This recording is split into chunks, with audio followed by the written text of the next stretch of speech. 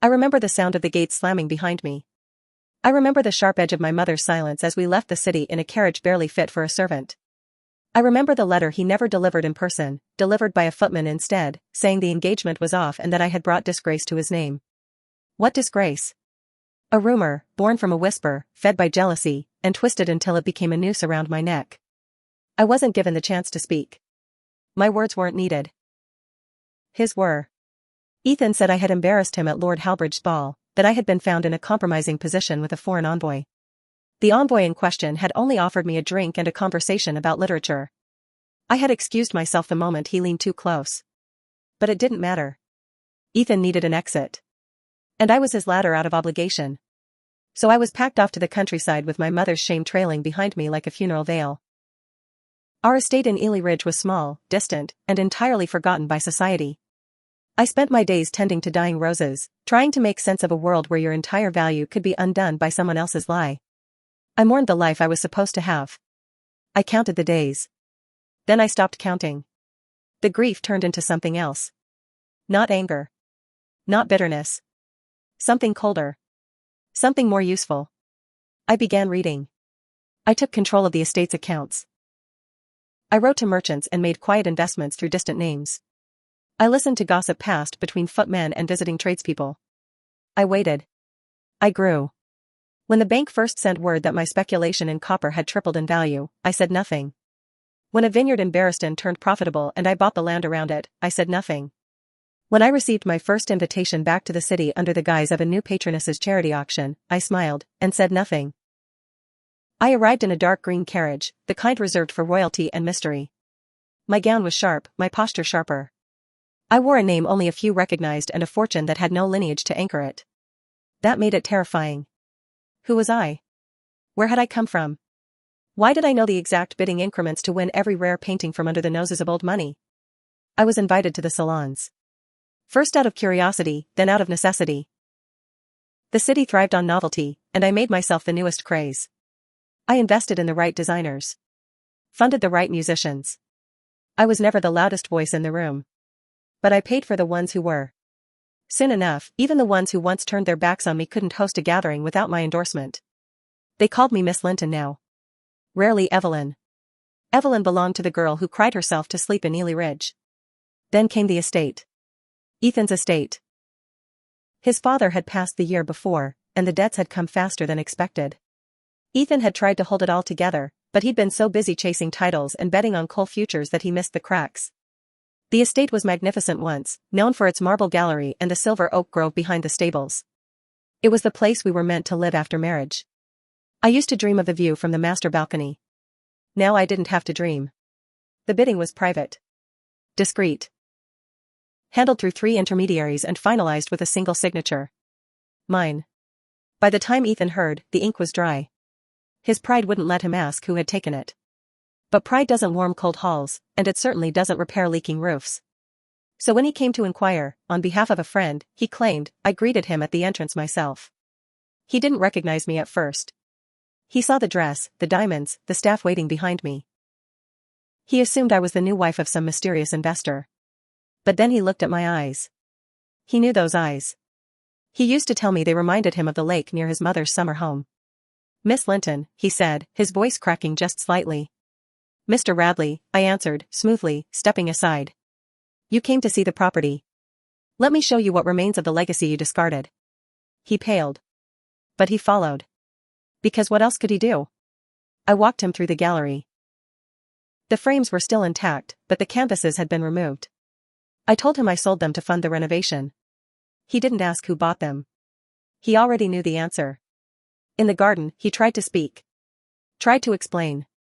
Something about regret and misinformation. But I stopped him with a gentle smile. It's all in the past, I said, softly. You made a choice. I made something of it. He looked at me like he was seeing a ghost. And in a way, he was.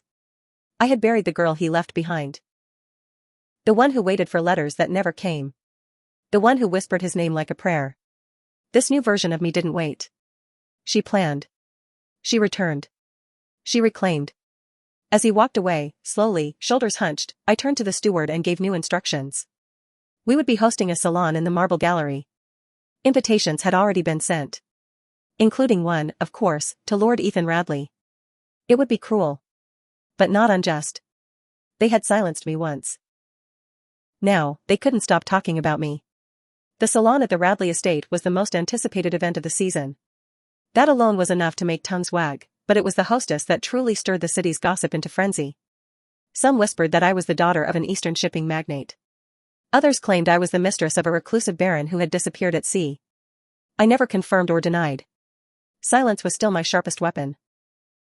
And they filled the gaps with stories far more useful than the truth. The invitations had been printed on pressed ivory with gold trim, sealed with a wax emblem few recognized. The emblem was a rose surrounded by thorns. I had it commissioned privately. It felt appropriate. Delicate on the surface. Dangerous beneath. Every name on the guest list had once muttered my disgrace or chuckled at the scandal that sent me away. They accepted, of course. They always did. No one declined an invitation from someone whose favor could triple the price of a painting or fund a failing estate. The night arrived with fanfare. Lanterns lit the trees along the drive. Musicians played in the gallery under restored archways. The estate had never looked better. People arrived in droves, marveling at the transformation. And not one of them realized the irony as they complimented the home of their new favorite patron, once theirs, now mine. Ethan arrived late.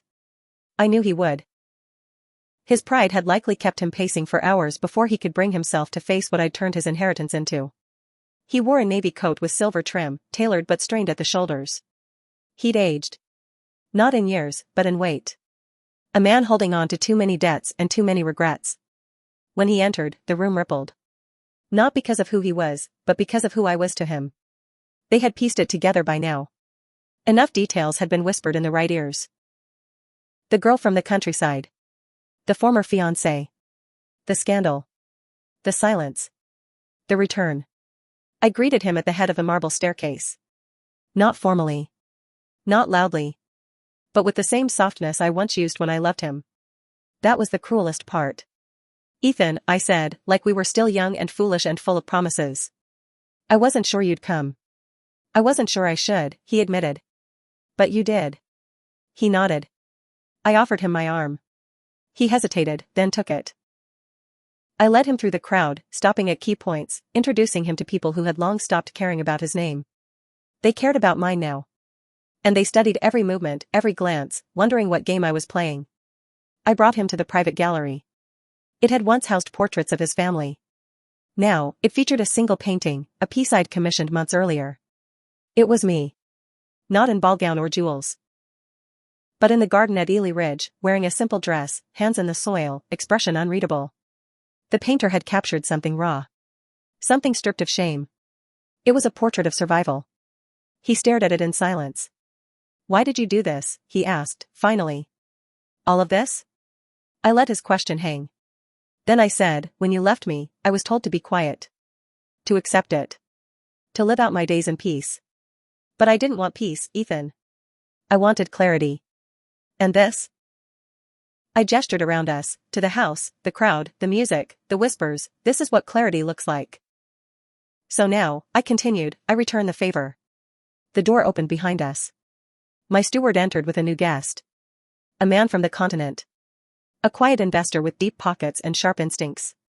I introduced them. Ethan extended his hand. The man barely acknowledged it. He looked to me for direction. I gave it with a nod. That's how it was now. Ethan may have carried the bloodline, but I carried the influence. He excused himself soon after. Said he wasn't feeling well. I watched him leave from the upper balcony, the one he once promised would be mine as his wife. Now it was mine in every way that mattered. I raised my glass. Below me, the city's finest danced and laughed in the halls of the man who had cast me aside.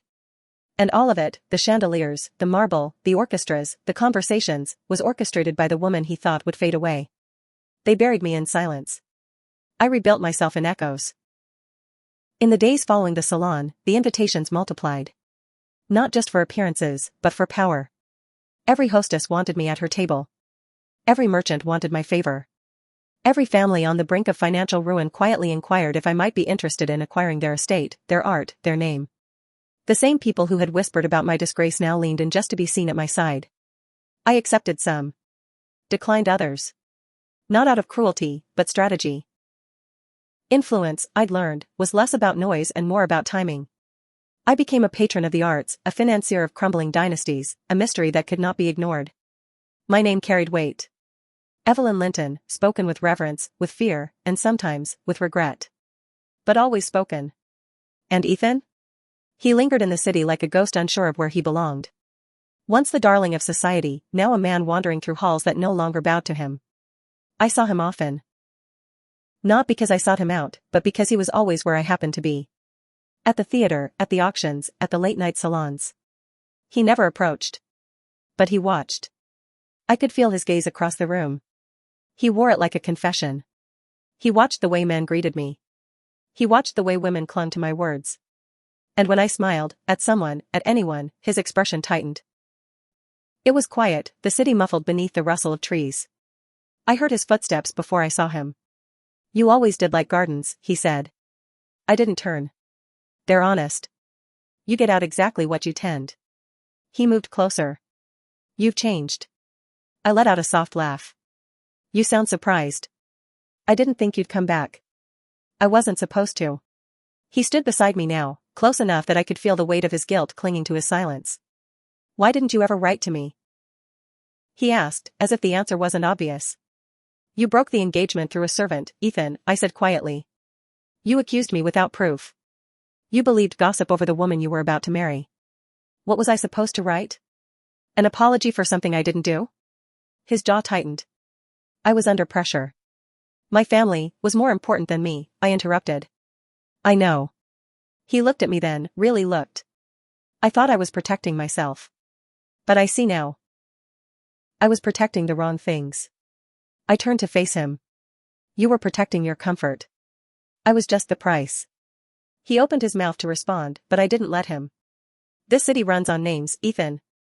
For a time, yours held weight. But you never learned how to build something on your own. You inherited a position. I carved mine out. He looked away. Do you regret it? I asked, tilting my head. He nodded. Slowly. Every day. I used to dream of hearing that, I said. But now. It changes nothing. He reached out, as if to touch my hand, then let it fall. Let me make it right, he said, his voice low. You can't. I can try. I shook my head. Trying is for the past. I live in the present. He didn't respond. He stood there, stripped of title and pride, the man who had once held my heart now holding only the shadow of who I used to be. I let the silence linger. Not out of cruelty. But because he needed to feel it. Later that week, the papers announced the acquisition of Radley and Company, his family's last remaining business. The buyer's name was never disclosed. But the city knew. It was mine. He came to see me again. This time, in my office, a marble-clad room overlooking the very garden he once promised we'd share in old age. He asked what would happen next. I handed him a letter of appointment. You're offering me a job, he asked, stunned. You said you wanted to make things right, I said. Start here. Work. Learn. Be useful. He stared at me, unsure whether it was mercy or mockery. It's not forgiveness, I added. It's practicality. You're smart. You just never had to prove it. Now you do. He nodded. Slowly. Thank you. I offered a small smile. Don't thank me. Earn it. As he left the office, I returned to my desk, the city unfolding beneath me. Power, I'd learned, didn't come from being born with it. It came from knowing what to do when it was taken from you. They had silenced me once. Shamed me. Exiled me. Now, they invited me in, and I named the price. The appointment caused a stir. Whispers flew like embers through salons and supper clubs. Evelyn Linton had hired Ethan Radley. Was it pity? Was it love rekindled? Was it a power play? Everyone had a theory. Everyone had something to say. But no one dared ask me directly. That was the benefit of power. The more they speculated, the more I let them, because the truth was far less romantic and far more calculated. He started at the bottom. Not as punishment, but as proof. Assistant to the director of estates. A modest office, a modest salary, and real work. I watched him closely. Not out of sentiment, but curiosity. Would he crumble, or would he rise? To his credit, Ethan didn't complain. He came in early. Stayed late. Listened more than he spoke. For the first time, he was building something with his own hands. And I could see the cracks in the man he used to be, giving way to someone humbler, sharper. He still carried remnants of that old entitlement, but now they clashed with a new awareness. He was learning shame. And through it, he was learning grace. A month passed. Then 2. Then 3. He began bringing ideas to meetings, small ones at first, then larger, bolder. Some of them I dismissed. Others I implemented. He never protested either way. The board members noticed. One even asked if we were considering a public reconciliation. I smiled and moved on. Let them guess. Let them talk. Meanwhile, I continued acquiring. Not just properties, but influence. I invested in textile mills, commissioned young architects, became the silent partner in a new chain of luxury rail coaches. My reach extended past the city now. My name was whispered in parliament, in trade offices, even in foreign courts. And yet, I never raised my voice. One evening, at a private dinner hosted by the Chancellor's wife, Ethan approached me during the interlude between courses. He looked different. Sharper, yes, but also grounded. He didn't flinch. He nodded. Thank you. That was the moment I realized something had changed. Not in him. In me. I no longer wanted revenge. I had already won. It wasn't the estate. It wasn't the salons. It wasn't even the silence of those who once judged me. It was the certainty that I had shaped my own legacy, and it had nothing to do with Ethan Radley. Still, the past has a way of echoing. A week later, an old letter arrived at my office. Handwritten. Sealed in crimson wax. I recognized the handwriting instantly. It was from Lady Beatrice Moore, the woman who had spread the original rumor that destroyed my engagement. We had once called her a friend. The letter was short. An invitation. She was hosting a charity ball in honor of her late husband. She had heard I was back in town. She hoped I might consider attending. I showed it to Ethan without comment. His face went pale. She's testing you, he said. She wants to know if you'll forgive her. I folded the letter. Forgiveness implies she ever mattered that much. He hesitated. Are you going? I haven't decided. But I had. I just wanted him to squirm. The night of the ball, I arrived in a gown of deep violet silk, a color that once would have gotten me banned from polite society. Now, it made headlines. The room fell silent as I entered. Lady Beatrice came forward, all warmth and false delight. Miss Linton, she said. How radiant you look. I hardly recognized you. I smiled. That seems to be a pattern. She laughed, a nervous trill. I've missed your company. You never knew it, I replied gently, and walked past her. Ethan met me by the fountain in the courtyard later that evening. His face was unreadable. Why did you come? He asked. To show her I could. He nodded. Then he said, you don't have to keep fighting them. You've already won. I know, I said. But they don't. He looked at me, and for the first time I saw something raw in his gaze. Not longing. Not regret. Respect. I never deserved you, he said. You didn't, I replied. He took a breath. Do I now? That caught me. I didn't answer. Not because I didn't know, but because I wanted him to wait. Just as I once waited for a letter that never came. Let him learn how silence feels. The seasons changed. Winter rolled in, brushing frost across the windows of Radley Hall, the name still carved into the stone above the entrance, though I now owned every inch of it. Ethan never asked me to change it. And I never offered. Some ghosts are better left named. He kept working. I kept growing. The empire I had built from exile spread farther than I imagined. I received offers from publishing houses, banking syndicates, even whispers from foreign diplomats curious about an Englishwoman whose influence seemed to multiply behind the scenes. But I remained rooted in the city that once spit me out. Not out of sentiment. Out of precision. This was the stage. I wanted them to watch. One evening, I hosted a smaller gathering in the library. An intimate circle of financiers, artists, and quietly powerful people who dictated the tone of the season. Among them was a woman named Clara Bell, a young investor from the coast who had just taken control of 3 shipping docks with silent partners. She reminded me of myself 5 years ago, except her claws were already out. As the evening drew to a close, Clara leaned in and said, "You've done something remarkable, Evelyn. They fear you, but they need you." "I prefer when the two overlap," I replied. She grinned. "There's a rumor going around that your next acquisition isn't a property." I sipped my wine. "What kind of acquisition?" "A name. A marriage." My fingers didn't so much as twitch. "Interesting rumor." "I don't think they understand you," she said, standing. "But I do. You're not rebuilding what they broke. You're building something they can't touch." And she was right. Later that night, I found Ethan in the drawing room, studying a map of the estates we'd just acquired from the Selwyn family. It had once belonged to the uncle of the woman who spread the final nail in my reputation years ago. The property was now set to be converted into an art conservatory under my direction. He looked up. "They're saying your next move is political." "They say a lot of things." "Is it true?" I shrugged.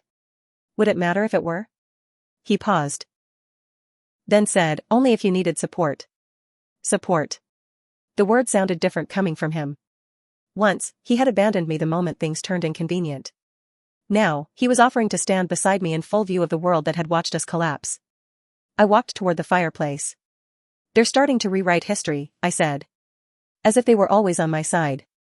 As if they believed in me all along. They didn't. "No," I agreed. "But they believe now. That's the difference." He hesitated, then asked, "And what do you believe?" I turned to face him. "That some things once lost are better left that way." He didn't flinch. He didn't ask for more. And that, oddly, made him the only man in that house who had changed. A week later, the Radley family held their annual winter charity auction. It was the first year the event was hosted by someone outside the family. Me. Invitations had gone out under the banner of the Linton Foundation. Every major family in the city attended. Even the ones who had once refused to be in the same room as me. The ballroom was lit in soft gold. I wore a gown of white satin edged in black lace, an echo of mourning, though I mourned nothing. I made my entrance last. Deliberately. Ethan was already there, dressed in classic black, standing near the auctioneer. He watched me walk the length of the room with the same expression he used to wear when we were still engaged. Soft, searching, full of words left unsaid. But now I had no interest in what he wanted to say. I took my place at the front, nodded once, and opened the event. The first painting up for auction was from the Halbridge collection. The very same household where the scandal began. I had purchased it years ago in secret. Tonight, it went to Clara Bell for double its value. As the bids rolled in, I caught sight of Lady Beatrice in the corner. She was older now. Still beautiful. Still sharp. But far less certain. She didn't speak to me. Just watched. After the final bid, the room burst into applause. I took the stage, thanked the patrons, and made an announcement. "I'm pleased to say that the proceeds of this evening will go toward the Westmere Conservatory and the newly funded Academy for Disgraced Women. A home for those society chooses to exile before they bloom." Gasps. Some tried to clap. Some just stared. I smiled. I know something of what it means to be cast aside. I also know what it means to return with purpose. When I stepped off stage, Ethan was waiting. He didn't speak. He just offered his arm. I looked at it for a moment, then took it, not as a promise, but as a choice. He walked me to the center of the ballroom. The music began. We danced, slow and precise. The room fell into a hush, the past circling us like smoke. "I don't expect anything from you," he said softly. "But I'd follow you anywhere, Evelyn." I looked into his eyes. "I don't need someone to follow me, Ethan. I need someone who knows how to keep up." "Then I'll run," he said. "If I have to." And for the first time in years, I laughed. It didn't mean I had forgiven him. But perhaps I'd finally forgiven myself for ever needing his approval. Spring arrived with a sharp wind and brighter skies. The city transformed with it, carriages gleamed cleaner, hems rose higher, and every park bloomed with conversation. My name continued to rise on the lips of the powerful, not as gossip anymore, but as a guarantee. To be in my favor meant invitations, funding, visibility. To fall from it meant silence. That, they all now understood. The Academy for Disgraced Women opened with only 10 pupils. All of them bright, bruised in different ways, exiled by scandal or association. One had spoken too freely in public. Another had refused a marriage to a baron twice her age. They came to me not broken, but tired. I gave them tutors. I gave them books. I gave them the tools no one had ever given me. And I told them they didn't owe me anything. Only that, when the time came, they would offer another woman the same chance. Ethan volunteered to help. Not publicly, of course. That would have stirred another storm of curiosity. But he offered his time behind the scenes, handling accounts, writing letters, managing expansion plans. He didn't speak much. He just worked. And the more I saw him among those women, quiet, deferential, never once asking to be thanked, the more I understood that whatever pride he'd once clung to had long since cracked and fallen away. One afternoon, I found him in the academy garden, fixing a section of the fencing. He was covered in dust, sleeves rolled to his elbows. He looked up when I approached. "I thought you preferred office work," I said. "I do," he said.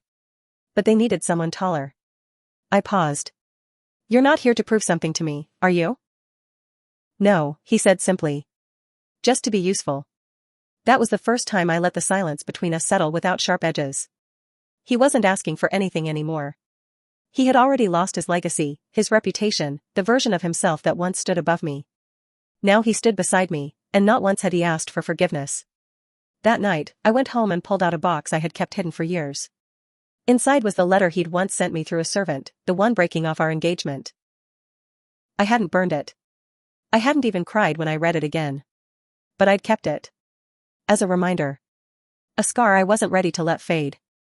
I reread it once, then tore it in half, slowly, letting the paper split down the lie. Then I burned it. The next morning, I hosted a meeting with the trustees of the new arts fund. Several had once been donors to the Radley family. Now, they answered to me. I laid out my proposal, calm and clear. At the end of the session, one of them said, "You could run the entire city if you wanted, Miss Linton." I smiled. "Who says I'm not already?" That night, Ethan stopped by my study. I expected him to ask something about the fund. Instead, he set a small wrapped package on my desk. "What is it?" I asked. "Something I kept," he said. "I meant to give it to you years ago. But everything happened, and I didn't." I opened it slowly. Inside was a pocket sketch. A drawing I had made of the silver oak grove at Radley Hall. I'd given it to him before our engagement had been announced. A small thing, barely finished, done in pencil on thin paper. I'd assumed it was lost. "You kept it," I said, softer than I meant to. "I kept everything," he said. "Even the things I didn't deserve." I stared at the sketch. The lines were so light, the corners worn, but it was unmistakably mine. I traced the edges, then looked up. "Why give it to me now?" "Because I don't want to keep anything that's only mine by memory," he said. "If you want it, it should belong to you again. If not, I'll take it back and let it fade." I said nothing for a long time. Then I folded the sketch and placed it in the drawer beside me. "Some things are better left forgotten," I said. "But not this."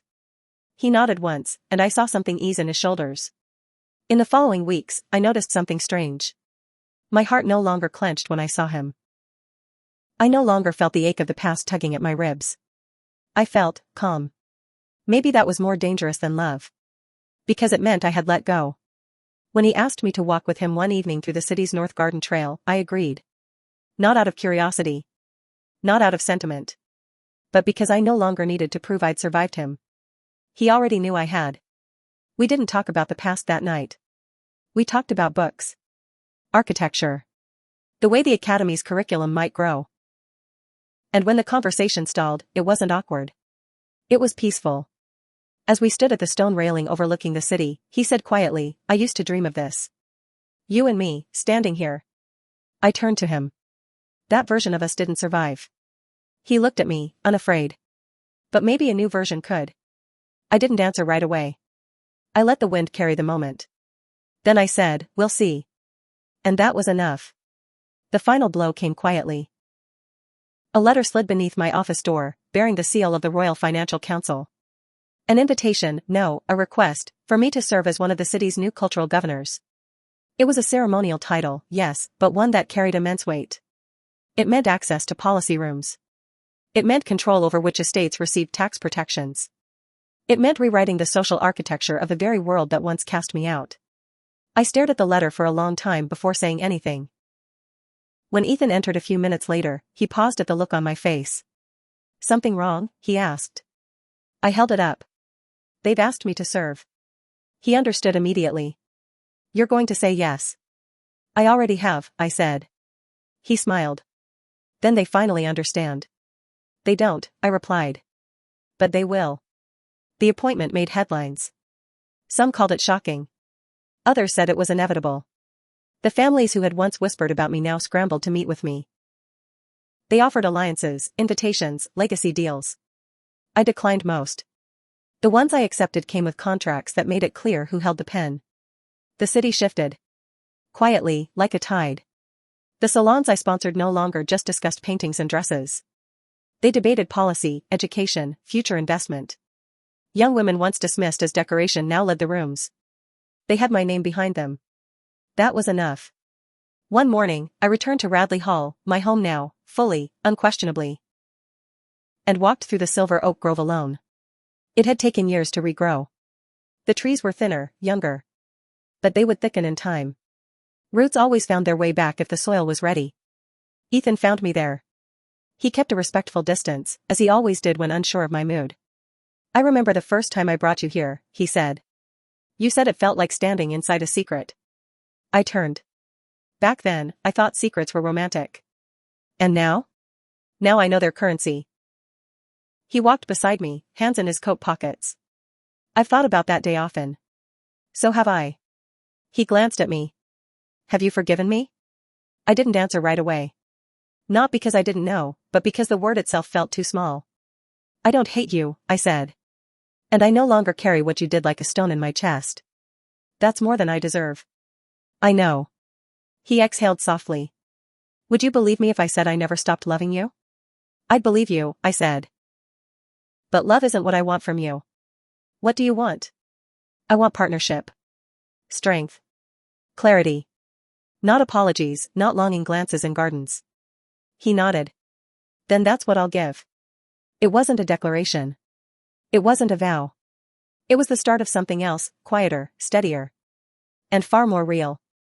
In the weeks that followed, I took my seat at the council. I proposed a bill that would give educational funding to women's academies across the province. It passed. I established the Linton Trust, a private foundation for young entrepreneurs. I brokered a merger between two failing banks and saved 3,000 jobs. And not once did I raise my voice. The city now turned when I entered a room, not because I demanded it, but because the gravity had shifted.